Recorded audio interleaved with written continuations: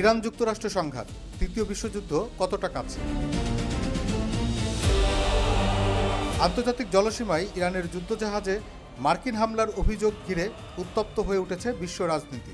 Tehran সরাসরি হুঁশিয়ারি দিয়েছে এই হামলার জন্য যুক্তরাষ্ট্রকে চরম মূল্য দিতে হবে। ইরানের পররাষ্ট্রমন্ত্রী আব্বাস আরাগাচি সামাজিক যোগাযোগ মাধ্যম এক্সে দেওয়া বার্তায় বলেছেন, আন্তর্জাতিক জলসীমায় অবস্থানরত ইরানি যুদ্ধজাহাজে হামলা সমুদ্রের বুকে একটি নৃশংসতা এবং আন্তর্জাতিক আইনের চরম লঙ্ঘন।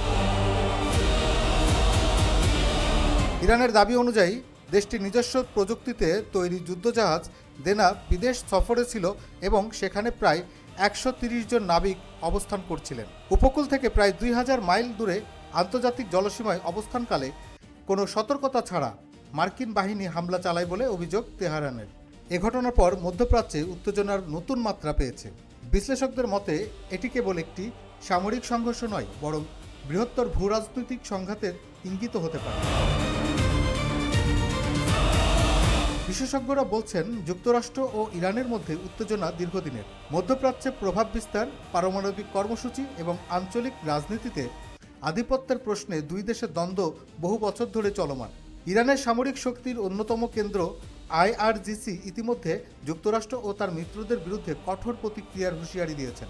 বিশ্লেষকদের মতে এই সংঘাতের সবচেয়ে উদ্বেগজনক দিক হল এটি দ্রুতই আঞ্চলিক যুদ্ধের রূপ নিতে পারে, কারণ মধ্যপ্রাচ্যে ইরানের ঘনিষ্ঠ কয়েকটি শক্তিশালী গোষ্ঠী রয়েছে।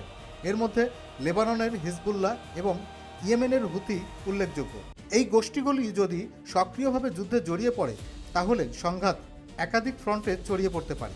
একই সঙ্গে এই সংঘাতে বড় শক্তিগুলোর অবস্থানও গুরুত্বপূর্ণ হয়ে উঠেছে। একদিকে রয়েছে আমেরিকা ও তার ঘনিষ্ঠ মিত্র ইসরায়েল, অন্যদিকে কূটনৈতিকভাবে ইরানের ঘনিষ্ঠ অবস্থানে রয়েছে রাশিয়া এবং চীন। বিশ্লেষকদের মতে যদি এই শক্তিগুলো সরাসরি বা পরোক্ষভাবে সংঘাতে সম্পৃক্ত হয়ে পড়ে তাহলে পরিস্থিতি আঞ্চলিক সংঘাতের গণ্ডি ছাড়িয়ে বৈশ্বিক সংকটে রূপ নিতে পারে।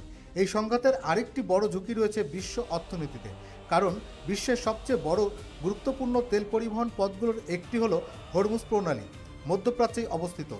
যদি এই প্রণালী সংঘাতের কারণে বন্ধ হয়ে যায় তাহলে বৈশ্বিক জ্বালানি সরবরাহ মারাত্মকভাবে বিঘ্নিত হবে।